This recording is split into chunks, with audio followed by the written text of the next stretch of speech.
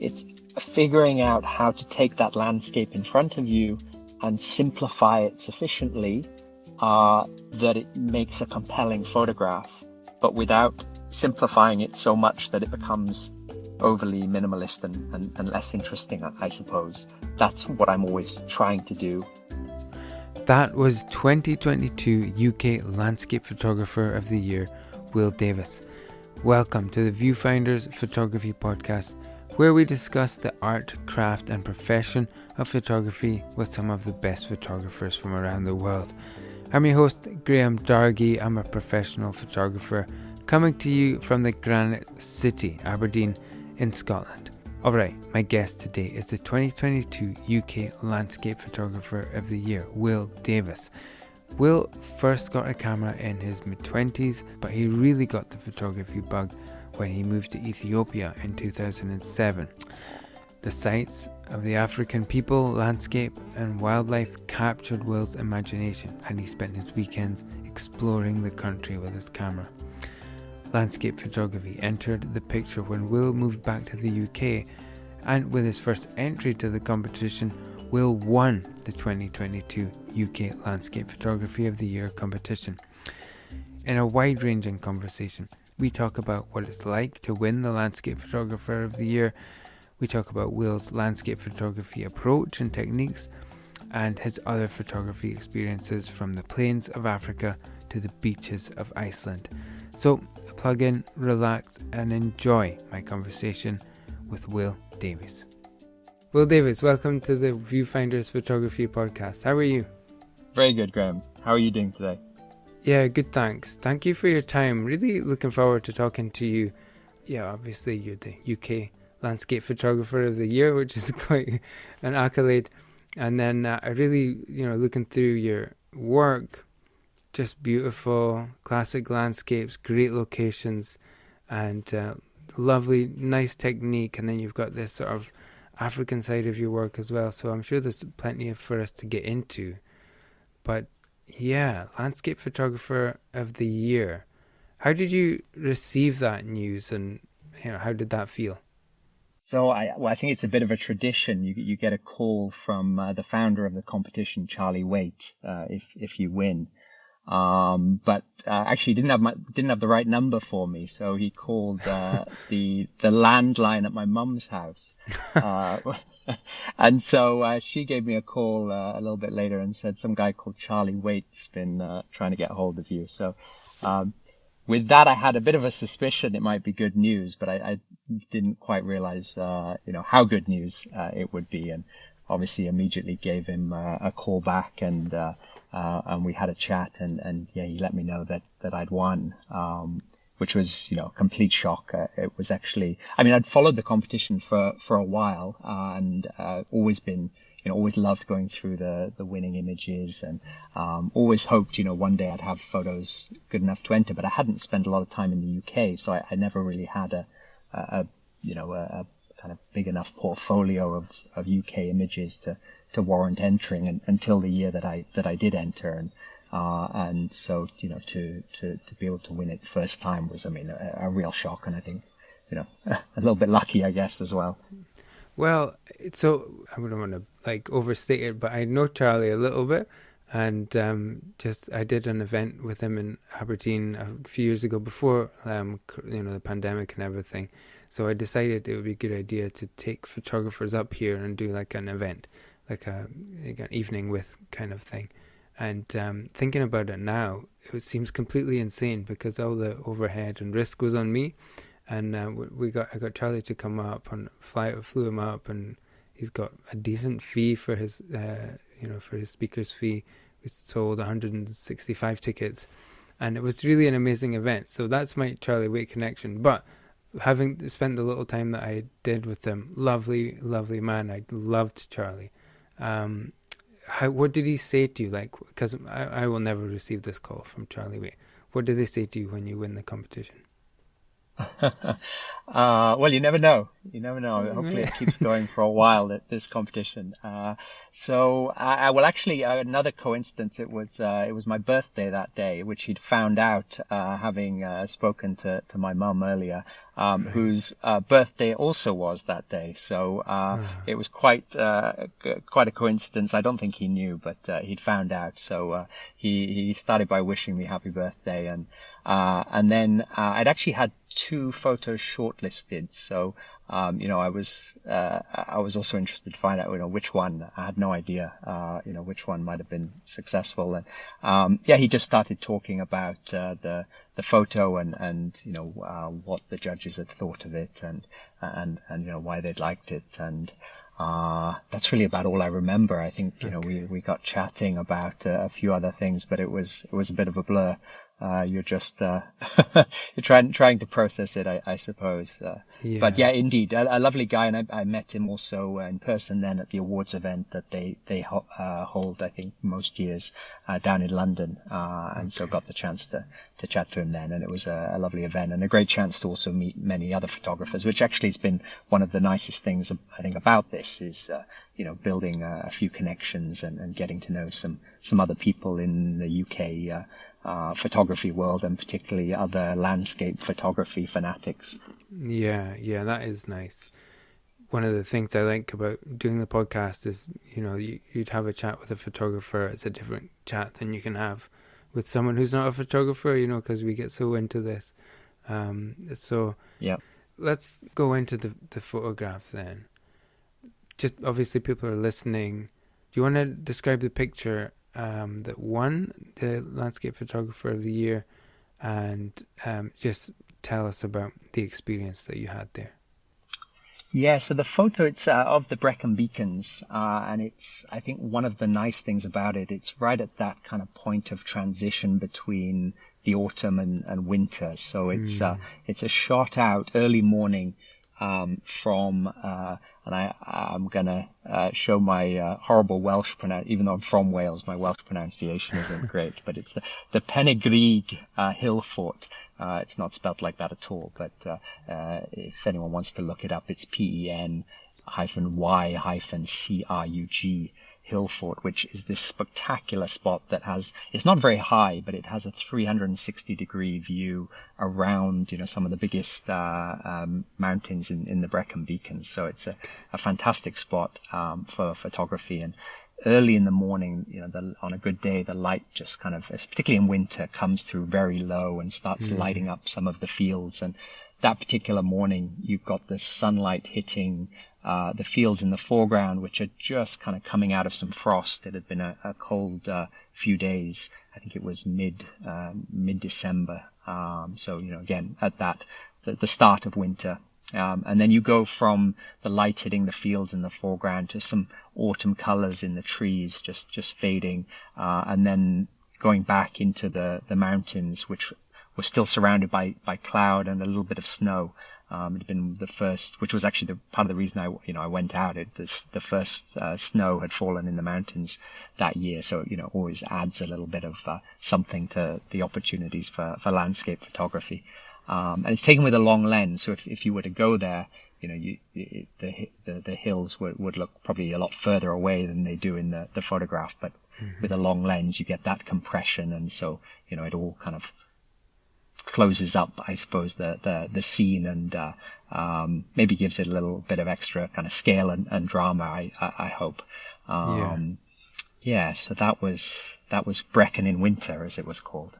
Yeah, obviously it's a really, really nice shot, and my eye goes to the foreground, that bright warmth in the foreground, I guess, with the three trees there.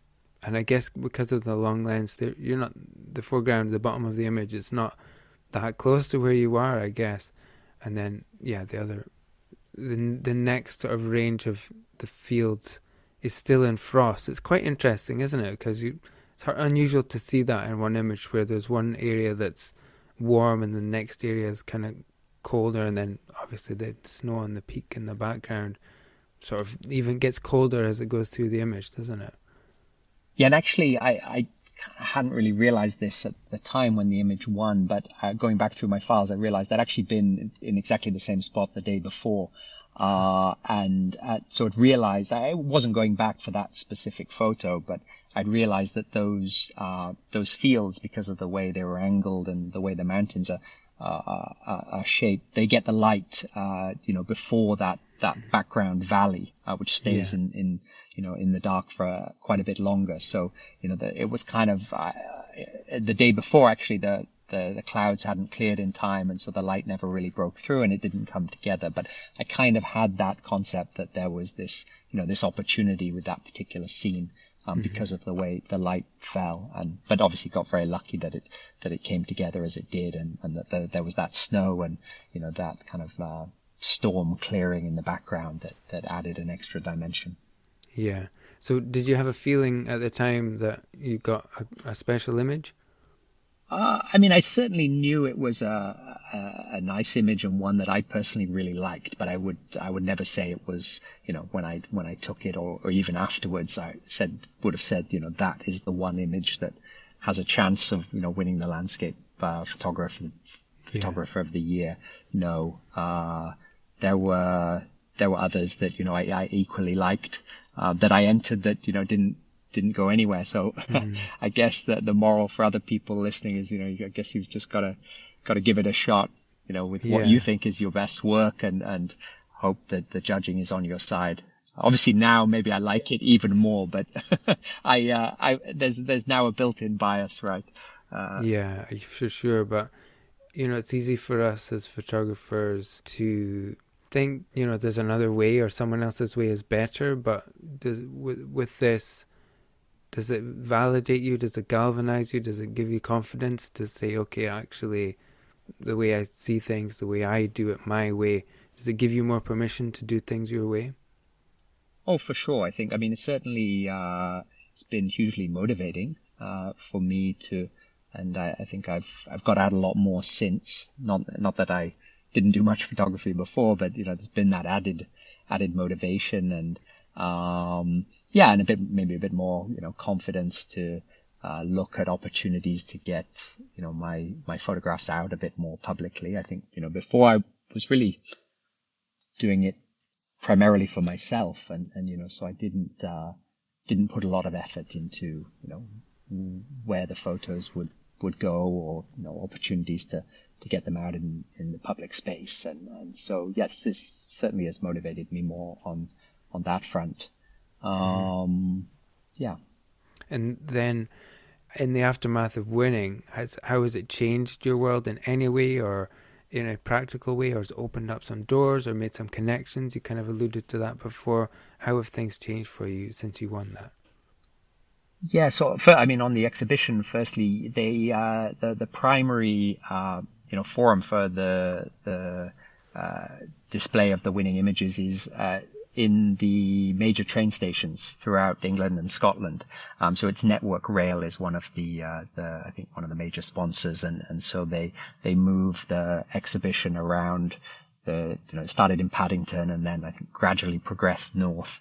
I'm not sure where it is at the moment, but I know it's been through Scotland because I had a cousin who shared a photo of it when she was passing through either Glasgow or Edinburgh train station. So I think that's nice. It gets a lot of coverage, right? A lot of people moving through train stations, and you don't have to pay for it. It's just there on the platforms and for everyone to see. So I think that's a nice forum. Hopefully we'll get it to Wales in the future.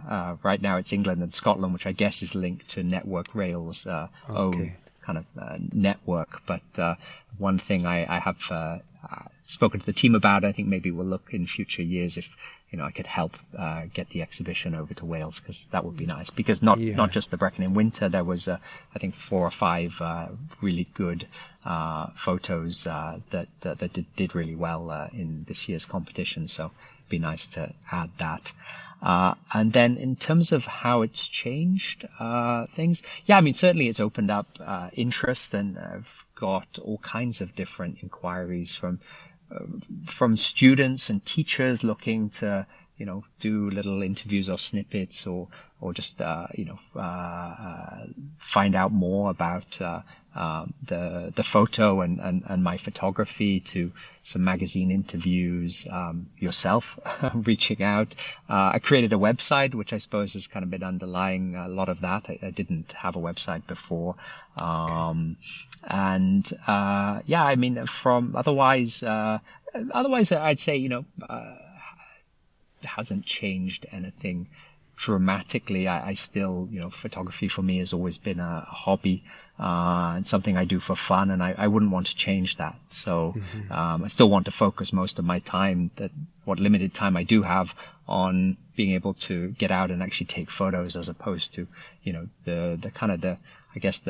what comes with it when you're trying to maybe become more established or commercial. I don't have any pressure to do any of that. It's really just kind of taking the opportunities that are interesting and that open doors for me. Yeah. And it's a bit indelicate, but what did you do with the prize money? Well, as I mentioned at the beginning, we're doing a house extension. So actually, it's a bit of a boring answer, but it kind of just got sunk into the general cost of that, which had already gone a lot above what we were originally planning. So, Okay. But no, on a slightly more interesting note, I did actually buy myself a drone for the first time, which I might not have done otherwise, but I did want to. I felt like that was an area I'm interested in experimenting in, and I've only been out briefly so far. I picked that up back in January, but looking forward to exploring and experimenting a bit more with that, in the months to come.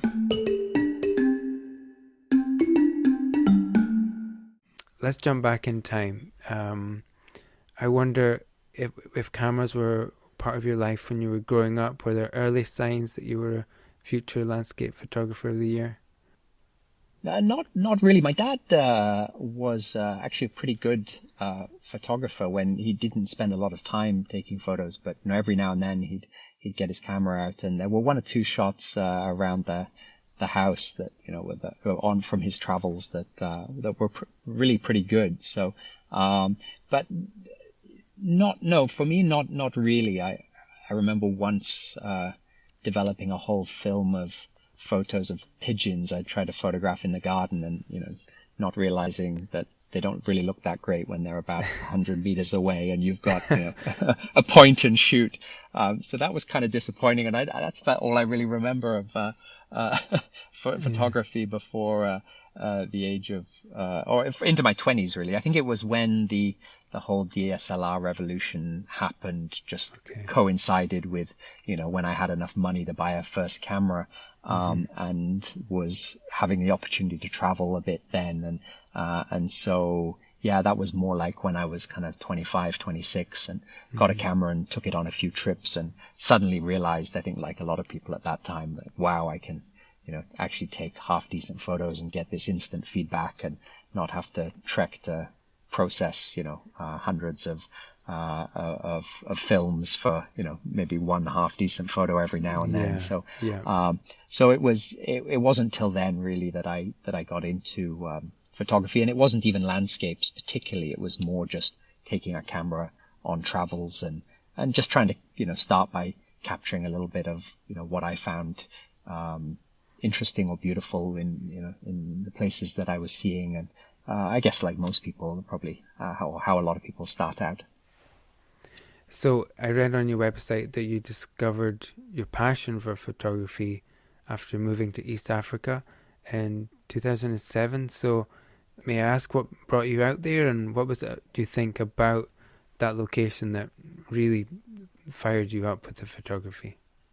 Yeah, so it was particularly then. I'd had the camera for a year or two before that, but I moved to Ethiopia actually in 2007. I got an opportunity to work for the government of Ethiopia through a scheme that was funded by the British government at the time, particularly for economists to go and help work with developing country governments, which was a fantastic opportunity. And Ethiopia, for those who've had the chance to go or see photos, it's just a spectacular country.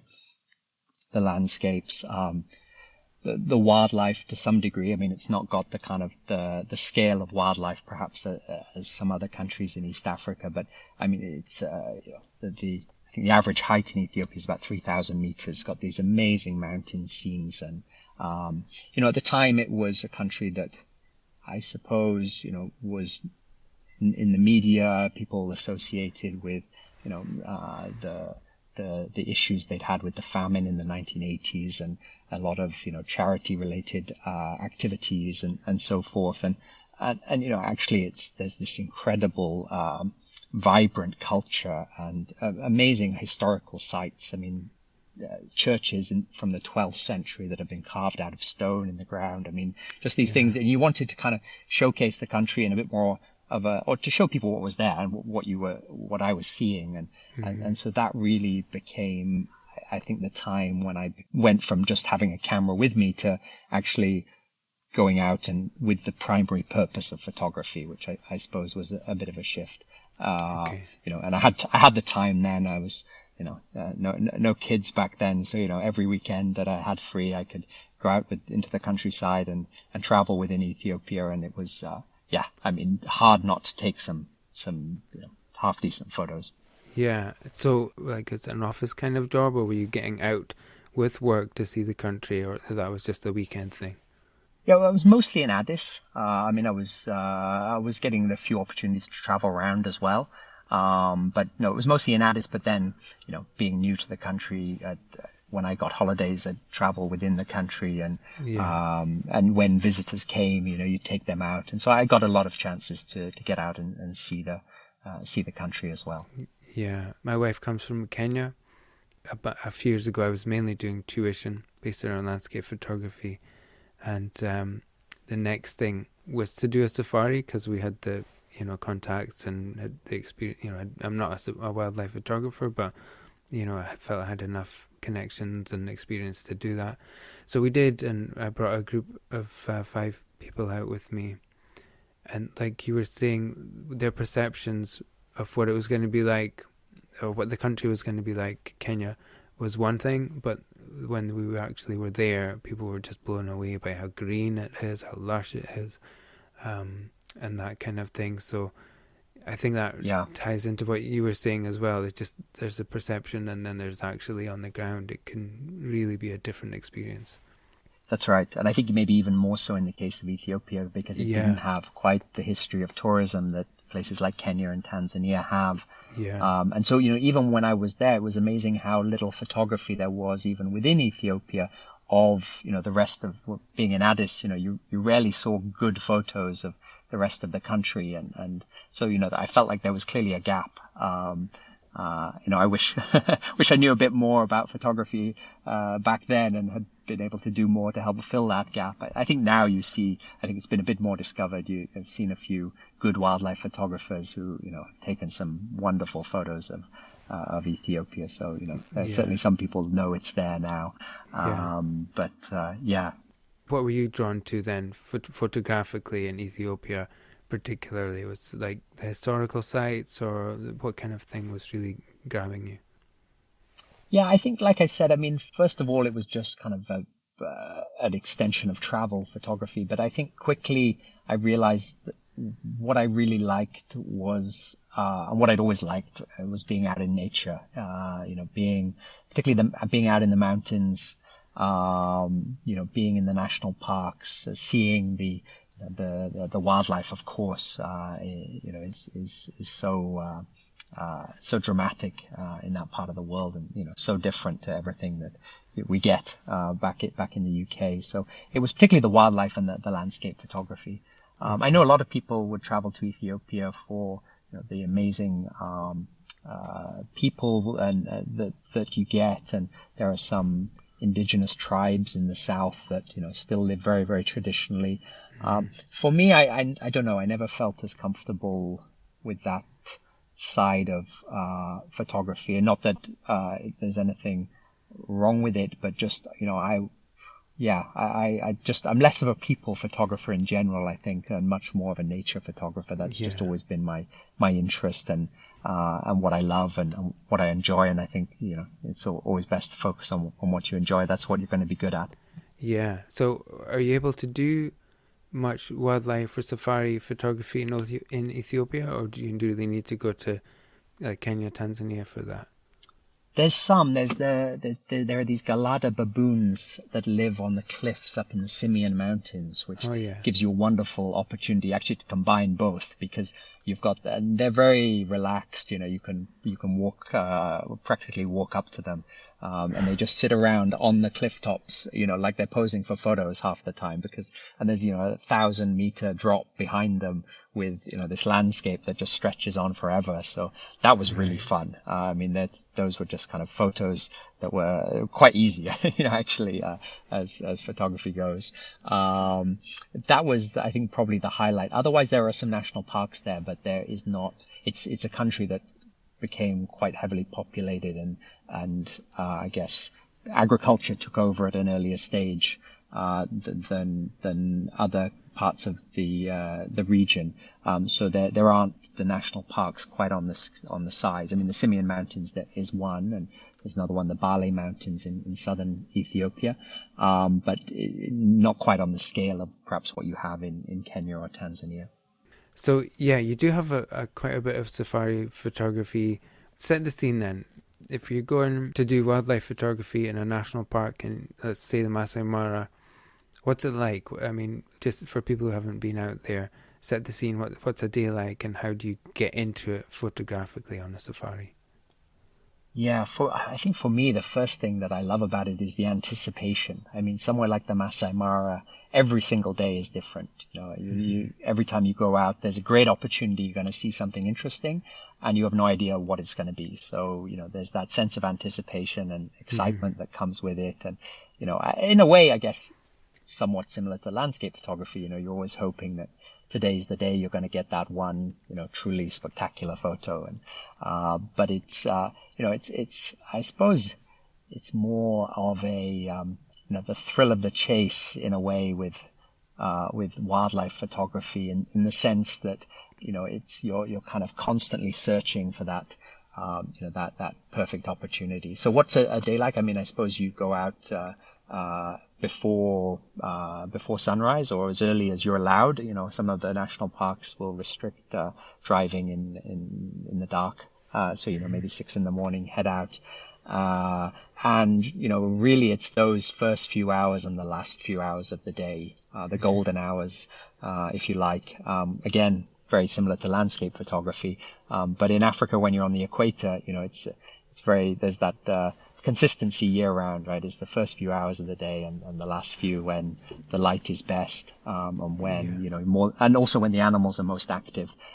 So, really trying to find interesting things, during those times. And when the animals are on the move, I guess that's also when it's most exciting because anything can happen, unexpected, whether get the opportunity to see animals hunting or whatever it might be.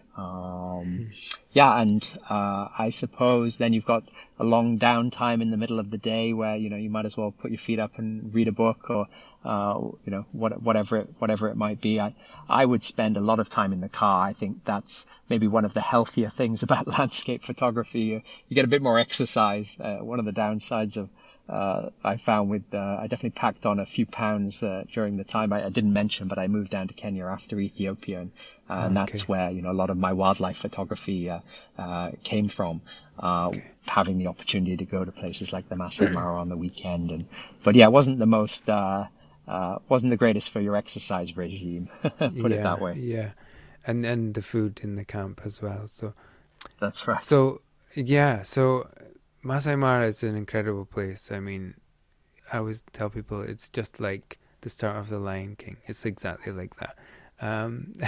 But when I haven't seen the migration. I saw that you've got some shots of that. So, I always say like photography can show you what it looks like, but there are other sensory elements that can't come through the camera, like smell and just the kind of feel of being around the animals. Can you describe that when you were talking about the amount of animals and the migration? Yeah, it's actually I found it surprisingly hard to photograph because you have this huge migration, but before the first time I saw it, I pictured, that there would just be these tens of thousands of animals all clustered together, as one kind of train crossing the countryside. And it's not like that at all. It's actually the wildebeest migration is hundreds and hundreds of smaller herds all moving, spread out, and that can make it really difficult to photograph because you don't get that kind of, you want to show the sense of scale and be able to portray that, because when you look across the landscape, there are tens, sometimes 100,000 animals, but they're never all in the one scene, right? But occasionally, particularly around the rivers, you'll get this clustering effect, and with the famous river crossing, of course, which it took me about 15 trips to the Masai Mara, I think, before I finally saw it. Partly due to my own, inexperience and not knowing when to go or where, but that was quite amazing. The one downside is it does coincide with the highest tourist season in Kenya, which is July, August. So, it can be as much a migration of safari vehicles at times, which is, I think, one of the big challenges it is such an amazing place, the Masai Mara, that everyone wants to see it, understandably.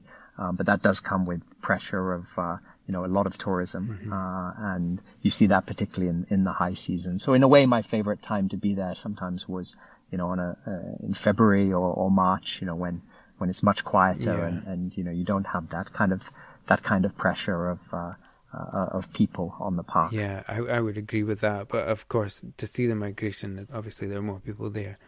But I think for a better experience or more personal or less pressurized experience, out of season is probably better. Anyway, okay. So in terms of photography in safari, apart from camera settings and technique, what kind of skills or attributes, because we can find out what the techniques are, but what are the attributes that a photographer needs to do a good job with wildlife safari photography?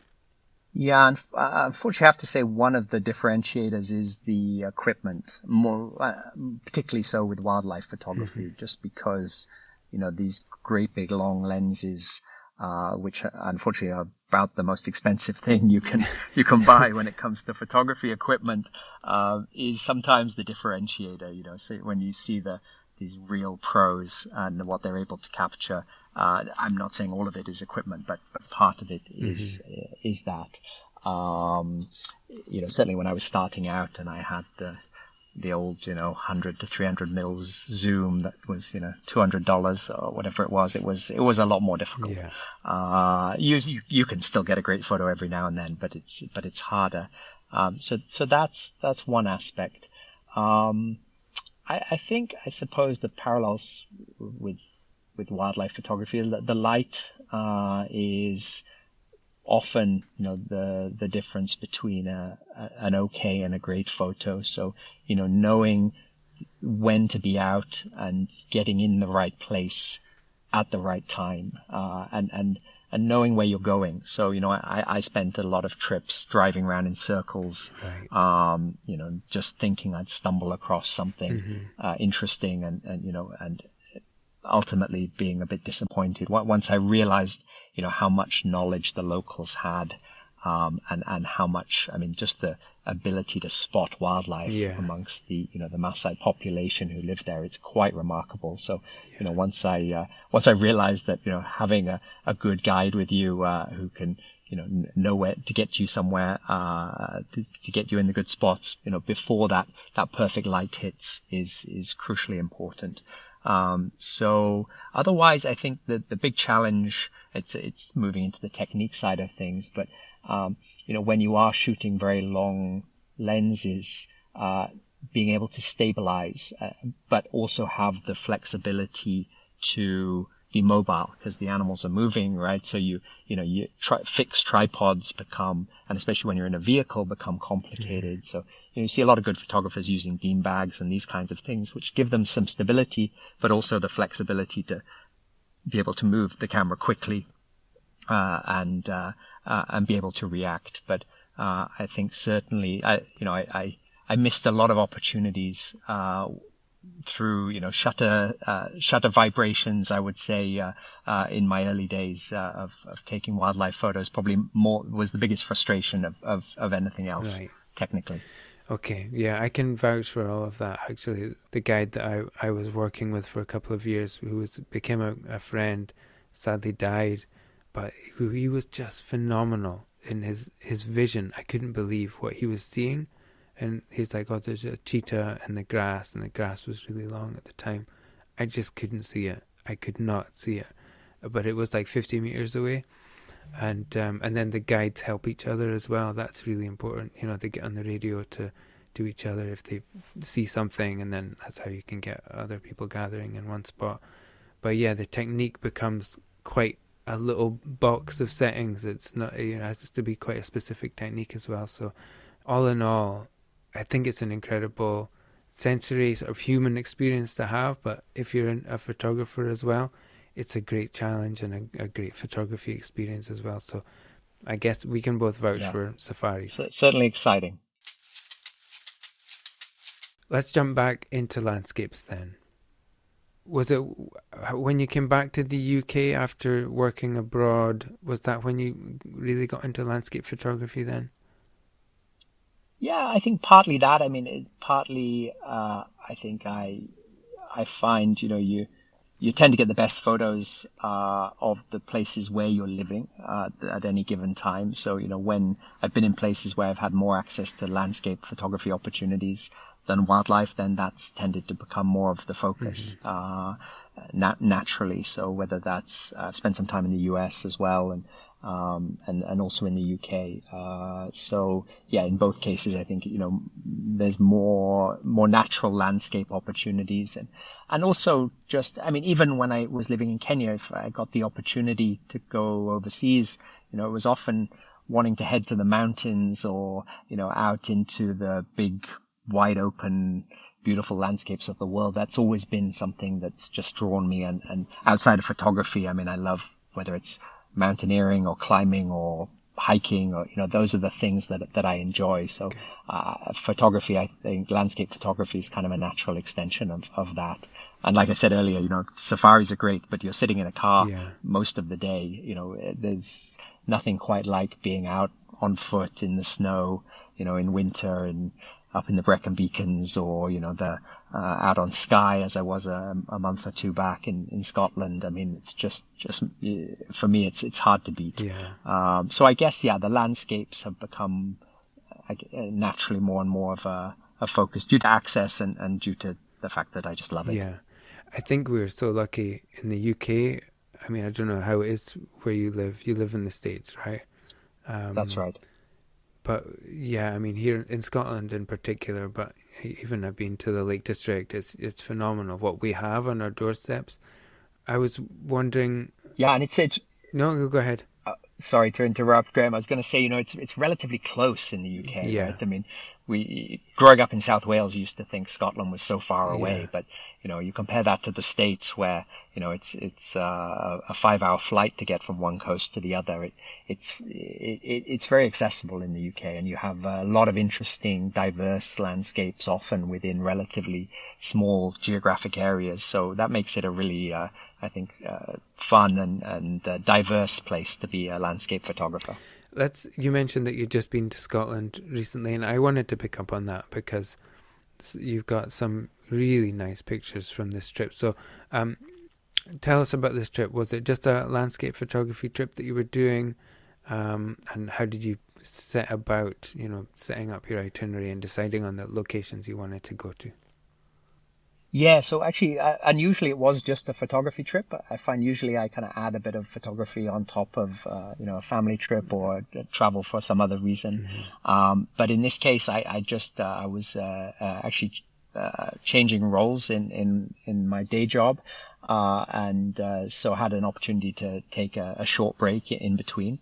So I got about 10 days, 12 days, something like that.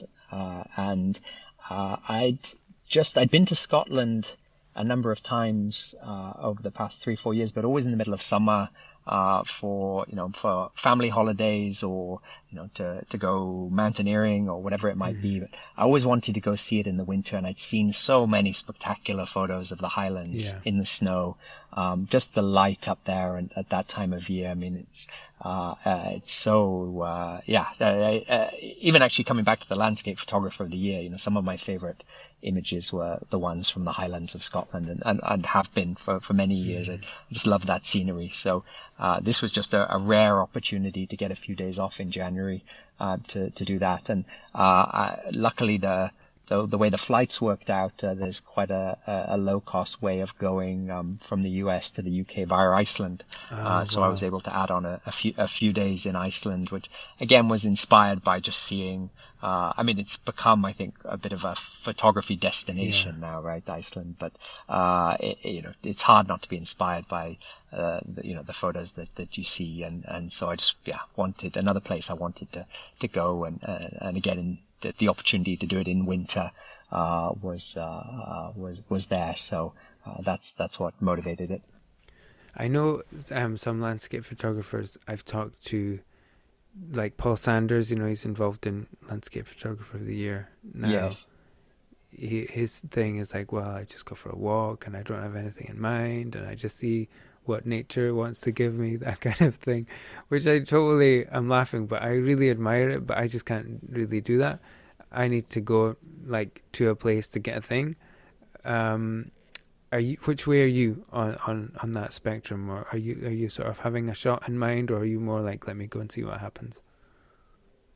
So I'd say maybe somewhere between the two. I used to be much more at Paul's end of the spectrum. I think I actually bought my first photography guidebook only about 3 years ago, and that was actually the South Wales photography guidebook. And I realized, even though I grew up in South Wales, there were all these spots in there that I didn't know about, and so it actually, I realized it opened up all these new opportunities. And so since then, whenever I've gone somewhere, I've made sure that I have a look if there's a decent guidebook, but then the key is, I think, to try not. It's very easy to see the best photos in there and then think, okay, that's where I'm going to go, and I'm going to try and get shots like that. I think you've got to use it as a starting point, and it's a great way to find photogenic locations. But then when you're there, figure out how to make those, unique and do something different. If you're just going and taking the same old postcard shots. I mean, there are some views that I actually went to the Old Manor store when I was in Scotland. I mean, there are some views that are so spectacular. I'd put the T-Mower Lighthouse on Anglesey in this category as well in North Wales, that, they've been photographed so many times, but you still kind of want to go do it yourself at least once, just because it's just a photo, that's nature has made to be taken, I suppose. But aside from those, it's, I try and spend most of my time just looking for new opportunities and taking advantage of the conditions, because it's always different, right? Whenever you're there is going to be different to when other people have been there before, and there may be unique opportunities that you have with the conditions you have in front of you. Yeah, I was wondering, you've given yourself a good opportunity with a great location. You get there a good time for light, so the opportunity is there. So I always wonder with landscape photographers, and my approach is quite technical, maybe, and maybe formulaic, I don't know, but I wonder how people start to build their picture. How do they start to make choices once they're in that location, once they're in the opportunity to do something good? How do you get started? Yeah, so I mean, I don't have a specific technique ever in mind, or a specific process. I think what I tried to do is focus on the reason I got the camera out of the bag at that particular point. Right? What was it that, because sometimes you just go for a walk and, the light never comes together. You may never even get the camera out. So at least that's how it is for me. So why at that point? Is it because, the scene in front of you is the composition particularly compelling? Is the light coming through it, hitting the mountains in a certain way, and try to make that the focus of the photograph. I suppose the other thing I think about a bit is the big challenge, and I think this is maybe particularly the case with UK landscapes, is it can often be difficult to simplify them sufficiently. If you have the Matterhorn in front of you, or you have, some of those famous scenes in the Dolomites, it's just it's a very easy photograph in some ways. You've got these big dramatic features, and you just kind of make sure that they're roughly cropped at the right proportions, and if the light's right, then you're going to get a great photo. In the UK, you have much more subtle landscapes. Even the mountains are not huge. Take the Brecon Beacons, which I know the best. They're really small rolling hills compared to what a lot of people would consider real mountains. And so a lot of when I'm starting out, you take photos and it be spectacular, and then you'd go back and you look at the photos, and it's just kind of a jumble of different features and a bit indistinct. So it's figuring out how to take that landscape in front of you and simplify it sufficiently that it makes a compelling photograph, but without simplifying it so much that it becomes overly minimalist and less interesting, I suppose. That's what I'm always trying to do. Yeah. And as I was saying before, I think there are certain places in the UK where the photograph kind of almost takes it itself. It's just, there's such a compelling natural composition. But those are the photographs we've seen a lot of, right? So it's being able to go out into the more, into other places and come up with photographs that, that distill the beauty, and the drama, but are simple enough to be pleasing and satisfying to look at. Let's jump into the gear round. What's your sort of go-to camera body and go-to lens? Let's stick on landscape photography, I guess. So what would be your sort of standard camera setup that you like to use? Yeah, so actually only about 3 or 4 years ago I switched to the full frame. Because for wildlife, it didn't really matter, right? You got the extra, you kind of felt like you got the extra, telephoto with the crop sensors. Yeah. So I didn't mind that. But now with pretty much all my photography, it's a full frame Canon, the 5DR body, and then I have, I think, a pretty standard range of zoom lenses that I use with that, from 17 to 40. And then 24 to 70, and then again from 70 to 200. I'd say I use the telephoto quite a bit, particularly in the UK, like we were just talking about with simplifying compositions. I think when you've got, more gentle rolling landscapes, sometimes the compression you get with the telephoto lens and the ability to simplify and bring out the drama, I find I end up using the telephoto quite a bit, maybe a bit more than other photographers. Less so on the coast, when you want the big wide angles and bring in big dramatic foregrounds. But in the mountains, I like using the telephoto quite a bit. And are you a filters guy at all?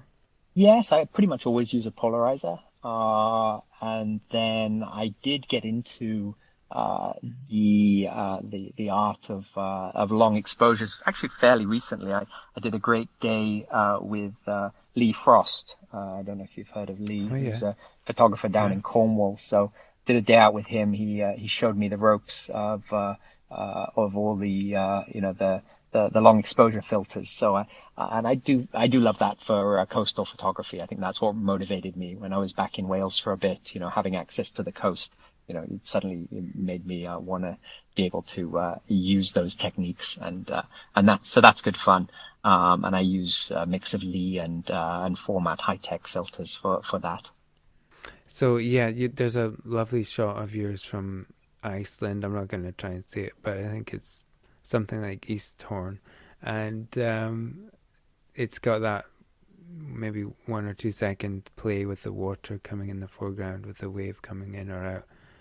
Great. I'm glad you saw that one. That I find tricky. I think some people are very good at that. The short long exposures. Hard. They're hard to get right, and I think I rarely do. So I'm glad you felt like that one. came together. Yeah, that's right up my street. I love that kind of thing. So, okay, let's go ahead to the next round. This is called double exposure, and I'm going to ask you for the story behind one of your photos that I really like, and then I'll bounce it back to you to tell me about one that you really like. Okay, let's go with this shot of the Old Man of Storr from your recent Scotland trip. I think there's a great story here. It's a great location. Do you want to tell us the story behind that shot? Yeah, I mean, first of all, I was lucky to get there. It had snowed quite a bit, and ironically, I'd mentioned I'd been to Iceland and Scotland, and I thought, I was being sensible and got a four-wheel drive for Iceland, and of course, didn't see any snow on the road once, and then I get to Scotland and get the cheapest hire car I could find, and then it snows pretty much every night, and so just getting my car to somewhere near the parking lot was the first challenge, because there'd been pretty decent fresh dusting of snow, as you've seen from the photo.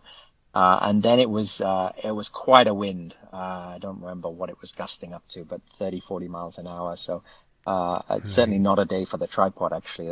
And I got a little video that I think I put it on Instagram that gives you a sense of the wind that came with that photo. It was dramatic, because what it meant was that the light was changing every few seconds. These clouds were blowing across, and the snow was whipping up with the wind, and sometimes the light was coming through and hitting the snow that was blowing up around, the Old Man of Storr. So, for me, it added an extra dimension, and maybe at least a slightly, I don't think you can take difficult to take a unique photo of that view, because it's been photographed so much. But at least for me, being up there that morning, and it was midweek January, 8 in the morning or whatever time the sun came up, and 30-mile-an-hour winds. So let's just say there weren't a lot of other tourists around at that time. So if you ever could get the Old Man of Storr to yourself, that was probably one of the mornings for it. So pretty magic. But your experience with hill walking or hiking anyway, so that was no bother for you to get up there? No, I did have, I had the spikes, which I'd discovered actually just even from the Brecon beacons in winter can be really useful. So they're kind of like the pullover crampons almost that go on your boots, and then a set of poles certainly came in useful. But with that, I felt pretty comfortable. Okay. What could you say about Skye? Isn't it just the most amazing place? It is. Actually, I first went to do the Coolin Ridge in end of May, and wow. which was another amazing experience, and kind of fell in love with it then. It's pretty. It almost kind of was surprising how rocky and almost, I don't want to say bleak, because that's a bit unfair, but compared to how green, the West Coast is that time of year, then you get onto Skye, and it's particularly the Coolin Ridge. I mean, it's just all rocks. It's like something out of Lord of the Rings at times. So it's very, very different, but incredibly photogenic because of that, and just because the weather changes so quickly there. So I mean, I think justifiably a very popular spot for photographers. Yeah, I mean, if you weren't a photographer, bleak might be the right word. Yeah. But incredible place. Yeah. I'd love to get to Harris too. I've not, I was hoping this trip, but again, with 30-mile-an-hour winds, getting on ferries was not easy. But I guess Skye is also the more accessible of the bigger islands, but plenty more to explore. It's different. Harris is different than Skye. I was used to Skye, and when I went to Harris, I was kind of expecting similar, but it really is a different place. So yeah, I hope you can discover that next time. Yeah, let me throw it back to you then, Will. Is there a favorite picture or just a great memory from your photography journey that you could share? So I hadn't prepared for this one, but I think that one of the most recent photos that I really like is it's a shot of, it's another one from the Brecon beacons, but this time after really heavy snowfall, and it's a shot where I actually put myself in the photo, because you were talking earlier about, need for foregrounds and occasionally I think if you can't find one, you just use yourself. That's maybe a lazy technique, but it can be quite effective. And this was again a telephoto shot, which we've talked about 200 mil. Taken from Mynydd Langors, which has this beautiful view right towards Pen y Fan, which is the highest peak in the Brecon Beacons, and everything was covered in fresh snow, and then you had mist down in the valley. So it's one of those shots which on many days would be pretty bland, and there'd just be too much in the image. But with that combination of snow and the mist, and then putting a person kind of somewhere in the mid distance. I mean, I show people this image and tell them it's Wales, and people sometimes don't believe it, because it really, it's for me, it's one of the most unique photos I've taken of South Wales. I could talk about some wildlife photos as well, but let me stick with that one for now. Yeah, this is great. So it's you're in a silhouette on the sort of left side, on the sort of ridge of snow. It looks like almost you're on a cliff, and the sun is just in the distance in the middle with the mist going through. No, actually, that's also almost the same spot. Okay. Yeah, I like that photo as well. No, this one is actually the sun's coming from the side, so it's not in the photo.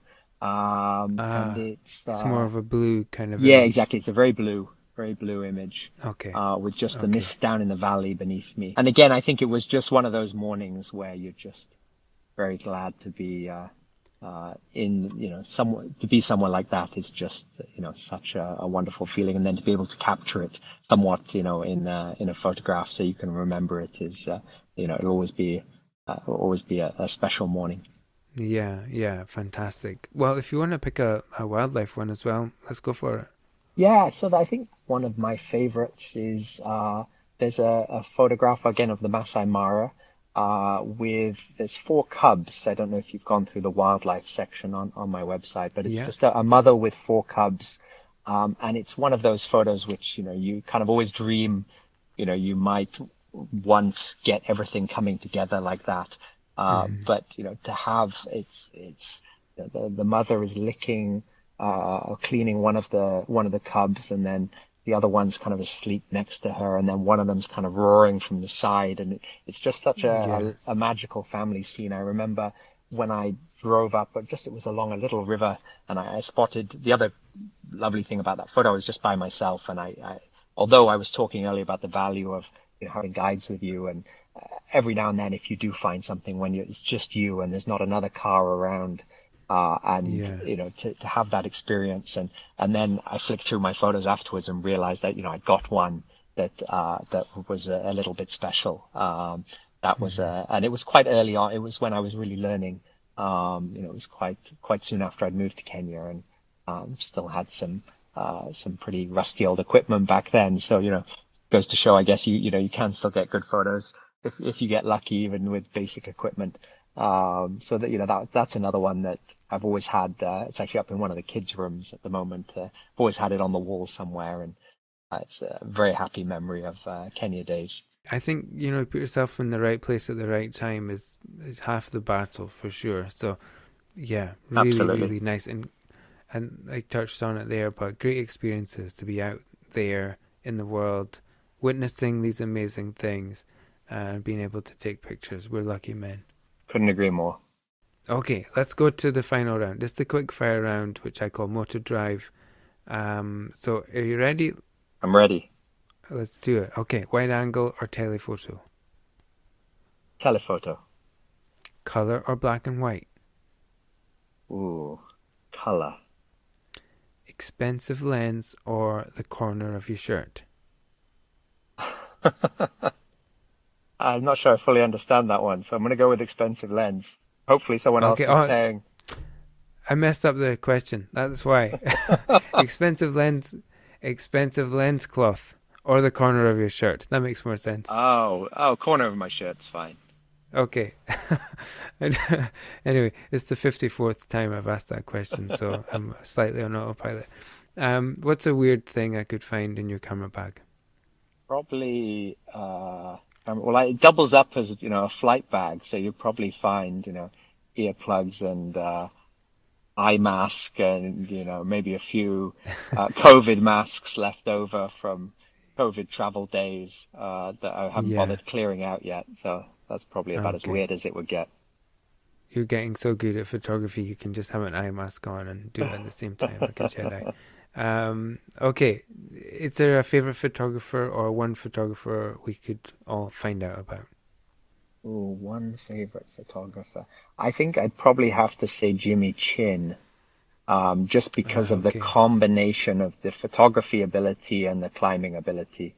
Like I said, I like climbing. Probably safe to say I'm a better photographer than I am climber, but someone who can, excel at his level at both is, I think, pretty remarkable.